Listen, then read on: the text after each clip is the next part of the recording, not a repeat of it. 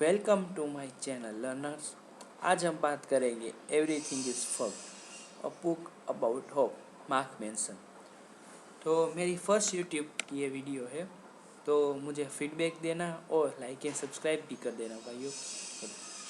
बात करते हैं the book about hope. Mark mention का कहना है कि होप कौन सी रखनी चाहिए और कौन सी नहीं।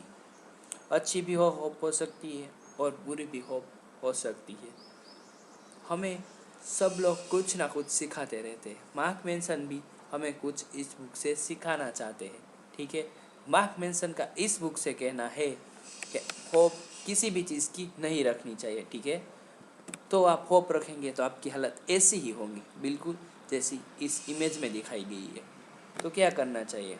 ठीक है, मार्क मेंसन का कहना ये है, होप कभी भी लव की नहीं रखनी चाहिए।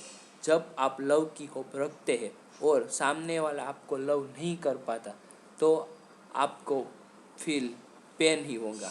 ठीक है, इसके लिए मार्क मेंसन का कहना है इसकी भी होप नहीं रखनी चाहिए। वैसे ही आप कुछ काम कर रहे हो तो उसकी भी होप आपको नहीं रखनी चाहिए।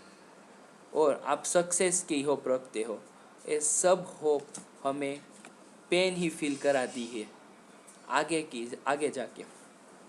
तो मार्क मेंसन यही कहना चाह रहे हैं कि होप मत रखो, सिर्फ काम करो। फर्स्ट समरी में यही बात सिखाना चाहते हैं। तो हम आगे भी बात करेंगे होप के बारे में। ठीक है, तो चलिए आगे बढ़ते हैं।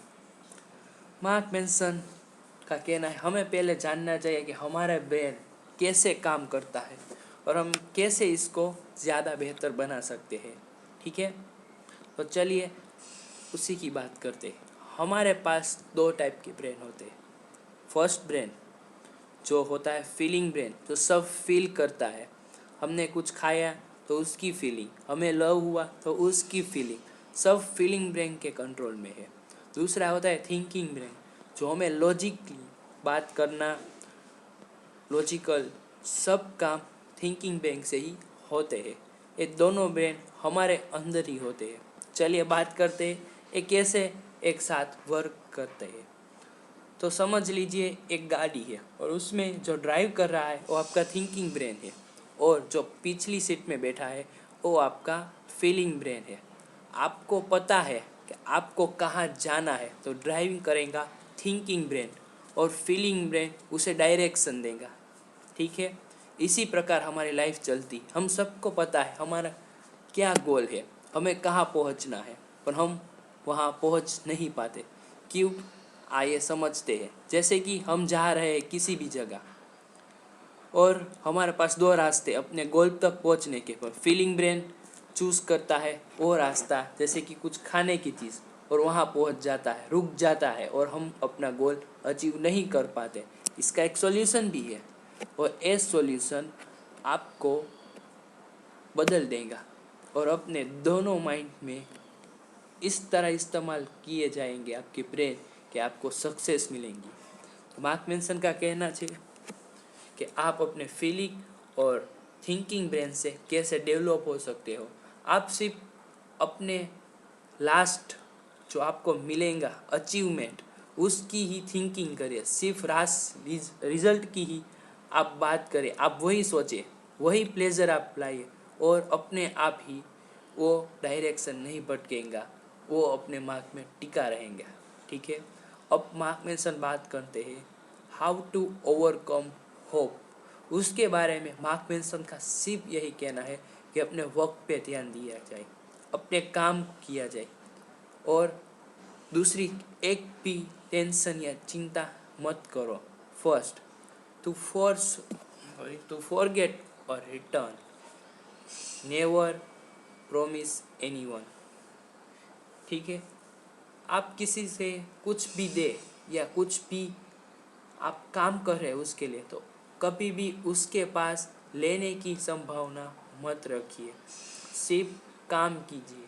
और कभी भी प्रॉमिस मत कीजिए कि आप ये इस टाइम में कर देंगे या कर ही देंगे। जब आप प्रॉमिस पूरा नहीं करते तब आपको पेन फील होता है, और तभी आपको रिटर्न में ही बहुत दर्द होती है। किसी से भी कुछ भी एक्सपेक्ट मत कीजिए। बिकॉज यही आपको बहुत बड़ी तकलीफ में डाल सकता है।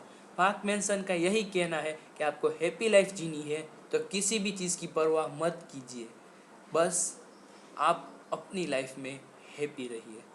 और हमें और भी सिखाने के लिए मार्क मैनसन कह रहे हैं, हमें समझनी चाहिए थिंकिंग अबाउट चाइल्ड, एडल्ट और एडल्टहुड।